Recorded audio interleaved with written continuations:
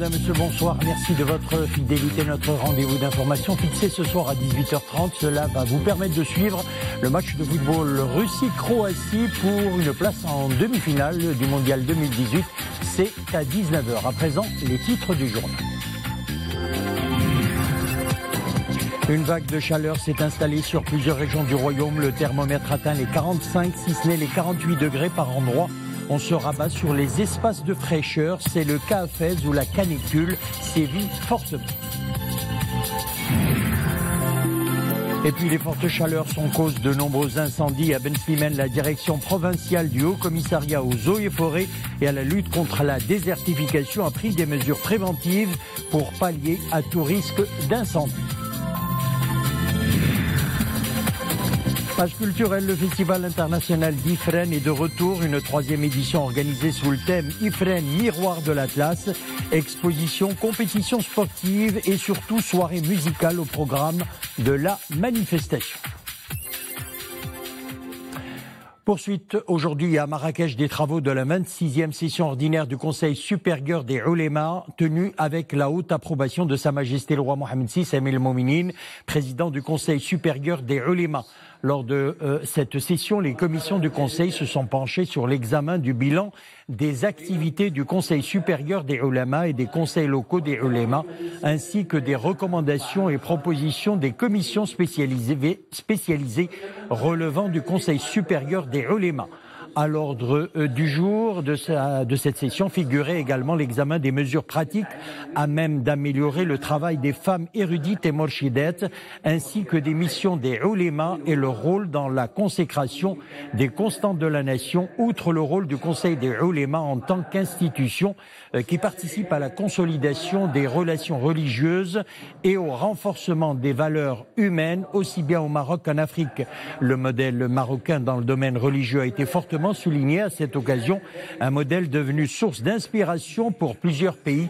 C'est ce qu'a affirmé le secrétaire général du Conseil supérieur des Oulémas, Mohamed Youssef. Monsieur Youssef a également tenu à rappeler que des délégations de plusieurs pays africains ont effectué des visites au Maroc pour s'enquérir de près sur la particularité de ce modèle. La vague de chaleur s'installe sur le pays. Nous le disions, le thermomètre est monté de plusieurs crans depuis hier où le mercure a atteint les 42 et 48 degrés, notamment à Zagora, Tata, Assa, Zag, Rachidia, Smara, Taroudant, Oued Dahab et Aousserd. Le thermomètre affiche depuis d'ailleurs vendredi, hier et ce jusqu'à demain, des températures aussi entre 42 et 45 degrés dans les provinces de Zagora, Tata, Assa, Zag, Rachidia, Smara, Taroudant, Oued Dahab et Aousserd. Lundi et mardi, les températures varieront entre 42 et 45 degrés à Marrakech, Agadir, Inzgen, Chouka, Itbahat, Iznit, Sidi Ifni, Tantan, Gelmim, Zagora, Rachidia, Figig, 42 à 45 degrés également à Taounet, Khnefra, Khouribga, Stad, Ibn Salah, Bni Mellel, Qalat Sraghna, Rahamna et Youssoufia. La chaleur sévit donc sur plusieurs régions du royaume. Les habitants se rabattent donc sur les espaces de fraîcheur. Boissons, vêtements et habits adaptés à la canicule refont surface. Reportage à Fès et Oujda, Mohamed Aitlechka. Il fait chaud. Dans les villes de l'intérieur, les piscines sont prises d'assaut dès ce premier jour de grande canicule. On avait vraiment besoin d'un endroit pareil, c'est notre premier jour la piscine. Se rafraîchir, oui, mais attention, pour peau sensible, enfants et personnes âgées, une exposition prolongée au rayon du soleil, notamment entre midi et 16 heures, comporte de véritables risques de coups de soleil et donc de brûlure de la peau. Les hôpitaux et autres centres de santé sont mobilisés, notamment le SAMU, comme ici, au CHU Mohammed VI d'Oujda. Voici les symptômes à surveiller et de très près. Une peau qui devient rouge, douloureuse, surtout au toucher, quelques heures après l'exposition solaire et qui disparaît au bout de quelques jours, que ce soit avec ou sans traitement. Parfois, on peut trouver même, on peut aller jusqu'à l'apparition des phlyctènes pour les brûlures qui sont graves, avec l'apparition d'une douleur, fièvre, de céphalée, vomissement, perte de poids. Le degré et la gravité de la brûlure sont fonction du type de peau plus ou moins sensible et de la durée d'exposition, ainsi que de l'intensité de l'ensoleillement. Que faire si les premiers symptômes apparaissent? Premièrement, on doit éviter toute réexposition au soleil et se mettre à l'abri. Puis, mettre des pommades hydratantes ainsi que se réhydrater pour éviter toute déshydratation et appliquer des crèmes solaires à indice élevé pour la répétition au cours de toute la journée et éviter de crever les flictènes. Et dans les piscines et plages, il est impératif de se protéger contre les rayons UV du soleil. Il fait beau, il fait chaud, on a mis l'écran total, on s'est protégé, on a mis la casquette, les enfants ils sont contents. À mon fils j'ai mis les 50, protection totale, parce que quand même le soleil est très fort ici. Hein. Et également, éviter de s'exposer longuement au soleil. La première vague de chaleur de la saison estivale ne fait que commencer. Et puis le ministère de la Santé prévient des éventuels impacts sur la santé suite à la hausse des températures. Le ministère a pris des mesures d'urgence suite au bulletin météorologique spécial émis par la direction de la météorologie nationale. Le communiqué du ministère indique que le régime de la permanence a été réactivé dans les établissements de santé au niveau des régions qui enregistrent de fortes chaleurs. Le ministère exhorte les citoyens à prendre des précautions nécessaires, notamment les enfants, les femmes enceintes, les personnes âgées et malades, en buvant suffisamment d'eau pour éviter toute déshydratation du corps, en évitant de pratiquer des exercices physiques entre 11h et 20h et à recourir au centre de santé le plus proche en cas d'apparition de certains symptômes, dont les cas de fièvre, de pâleur, de perte de poids, de maux de tête, de nausées ou d'évanouissement, entre autres. Et puis les fortes chaleurs sont la cause de nombreux incendies qui peuvent se déclencher dans les endroits à risque, notamment en forêt. À Ben Slimane, la direction provinciale du Haut Commissariat aux eaux et forêts et à la lutte contre la désertification a pris des mesures préventives pour pallier à tout risque d'incendie. Brahim Afaq, Nissim Hamdaoui.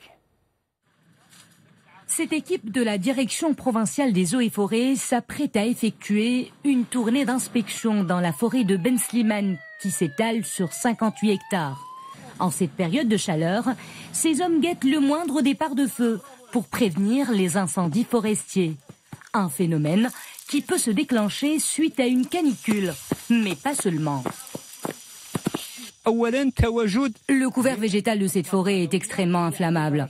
Les herbes saisonnières se multiplient et favorisent les départs de feu, sans oublier la chaleur et les vents forts qui attisent les flammes. Sur le terrain, les hommes des eaux et forêts rôdent en permanence. Munis de leurs cartes, ils tracent les sentiers les plus inflammables à parcourir. L'idée est de prendre les devants avec des mesures anticipatives. Nous nous attelons à sensibiliser la population locale aux réflexes à adopter pour prévenir les dangers d'incendie. Tous les services des eaux et forêts sont sur le qui-vive lors de leur permanence. Nous mobilisons des gardes forestiers saisonniers, 24 au total.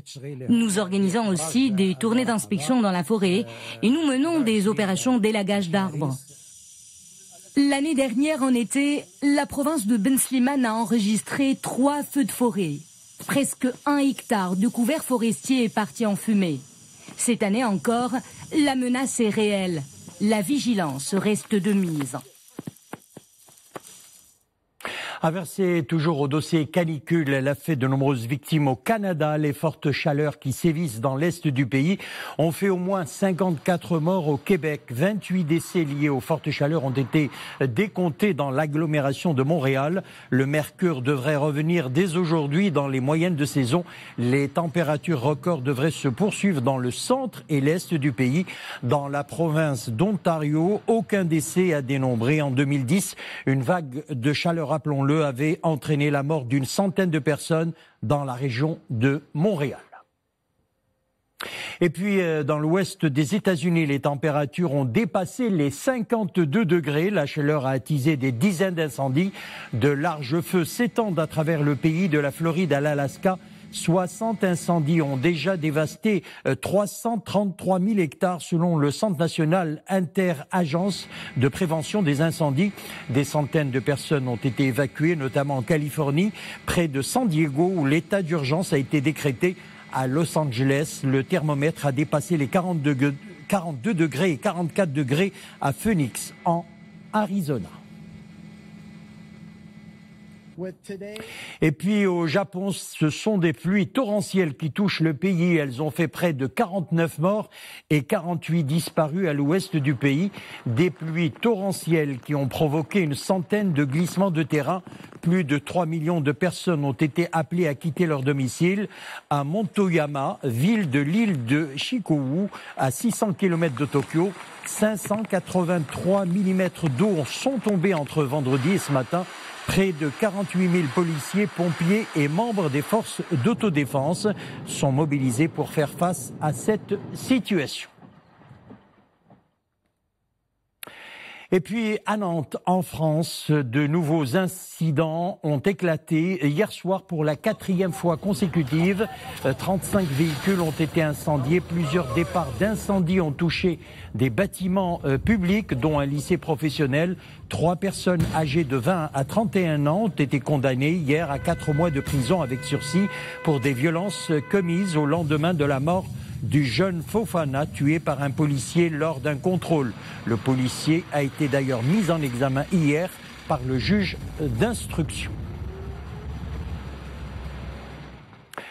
La Corée du Nord se dit déçue après la réunion avec les États-Unis. Pyongyang déclare que sa volonté de renoncer à son programme nucléaire pourrait s'émousser à l'issue d'une journée et demie de pourparlers. À Pyongyang, le chef de la diplomatie américaine a tenté de définir les modalités du démantèlement du programme nucléaire nord-coréen.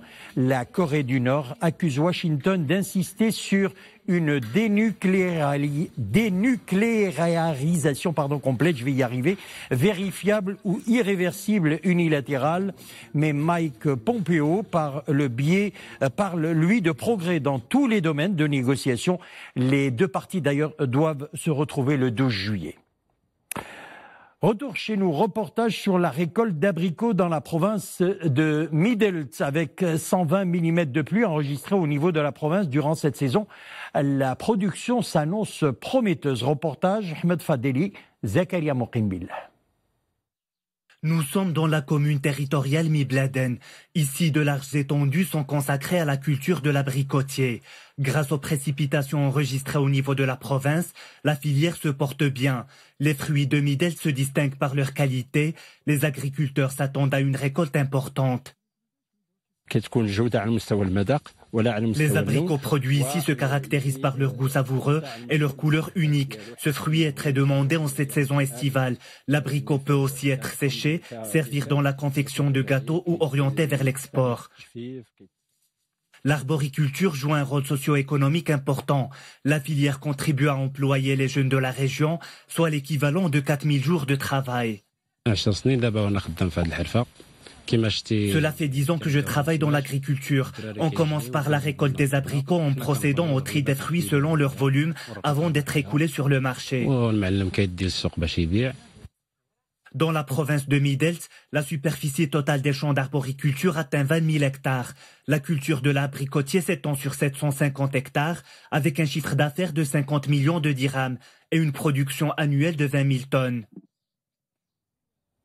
On passe à présent à notre page culturelle. Galerie à ciel ouvert, l'ancienne Médina d'Assela renoue avec les couleurs de son Moussem culturel international.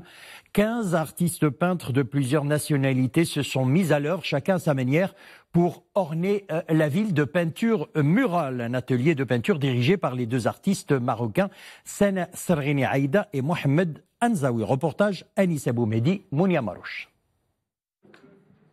Cette main talentueuse apporte une touche artistique à la façade d'une bâtisse de l'ancienne Médina d'Assila, une galerie d'art à ciel ouvert. Ces fresques murales confèrent à la ville blanche une élégance toute particulière. Les passants voyagent à travers ces œuvres et s'offrent un bel oxygène artistique le temps d'un regard. Et ça fait comme des montagnes, comme des vagues. J'ai très bien aimé parce que elle s'est très bien dessinée. Ces toiles colorées donnent aux murs un cachet authentique et subliment cette magnifique ville. C'est au palais Rissoni, un joyau architectural d'Asila, qu'ont pris place les ateliers de la peinture. Des artistes de différentes nationalités donnent libre cours à leur imagination et explorent surtout de nouveaux horizons. C'est un espace de gravure qui invite tous les ans des graveurs internationaux très réputés qui sont vraiment des maîtres et qui viennent avec des techniques spéciales. Chacun a sa propre technique. Ils travaillent pour le festival et aussi il y a des échanges. C'est une expérience assez riche parce que on peut vraiment on partage nos expériences. Donc le fait d'être ici avec des artistes du Japon, du Togo, du Sénégal, de Tunisie, Portugal. Donc ça nous ouvre vraiment beaucoup de perspectives et ça nous ouvre sur d'autres écoles, d'autres travaux et ça ne peut être qu'enrichissant. Le Moussem culturel international d'Asila offre des passerelles entre espaces artistiques. Grâce à cet événement, l'art se pratique aux yeux de tous, s'expose surtout dans la rue, où il fait bon flâner. Et puis le Festival international d'Ifrane est de retour, une 3e édition organisée sous le thème Ifrane, miroir de l'Atlas. Placée sous le patronage de Sa Majesté le Roi, la manifestation est marquée par la participation de grandes stars de la musique, le chanteur franco-mauricien Willy William, Cheb Younes et Razzouli, la diva de la chanson amazigh Sherifa Kersit, sans oublier la star du Liban, Raghib Allama. Au programme également de la poésie, exposition d'art plastique, de produits du terroir et plusieurs compétitions sportives. Reportage Ahmed Fadeli, Nisrine El Hamdaoui.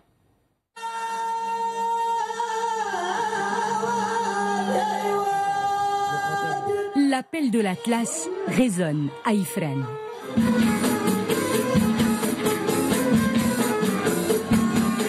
Avec son imposante voix qui fait vibrer les montagnes de la région, Sherifa Kersit, la diva de la chanson amazigh, a ouvert le bal de la 3e édition du Festival international d'Ifrane.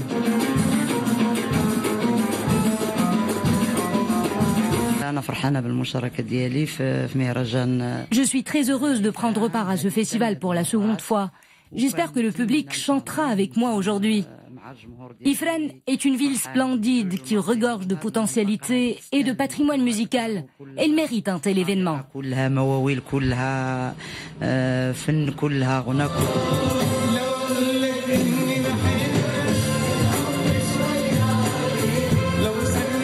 Très attendue par le public du festival, la superstar orientale Raghib Allama en chair et en os sur scène. L'icône de la chanson arabe a fait danser ses fans sur des airs libanais en interprétant ses plus grands tubes.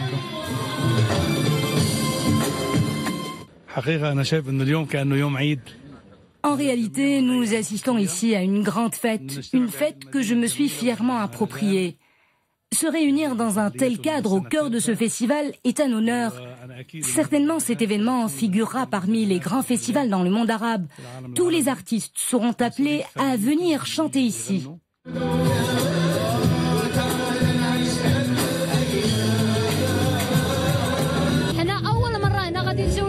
J'assiste pour la première fois à ce festival qui accueille différents artistes comme Raghib Allama, Sherifa et Zakaria Rafouli. J'ai beaucoup apprécié ce festival, principalement le concert de Raghib Allama. J'ai adoré le grand artiste Raghib Allama. J'espère que des festivals comme celui-ci se multiplieront dans l'avenir. Parmi les objectifs de ce festival, la promotion touristique, culturelle et économique de la région. Cette belle ambiance se poursuivra ce soir avec Mimoun Ourahou, Willy William et Douzi.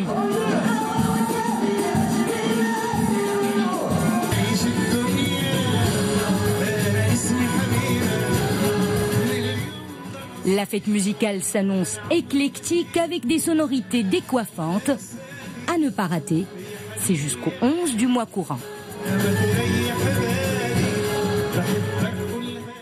Voilà, c'est la fin de notre édition. Merci de l'avoir suivi. Mais restez avec nous dans un peu moins de 10 minutes. La rencontre de football Russie-Croatie pour une place en demi-finale du Mondial 2018 de Russie. C'est à 19h. Bon spectacle. On se retrouve bientôt.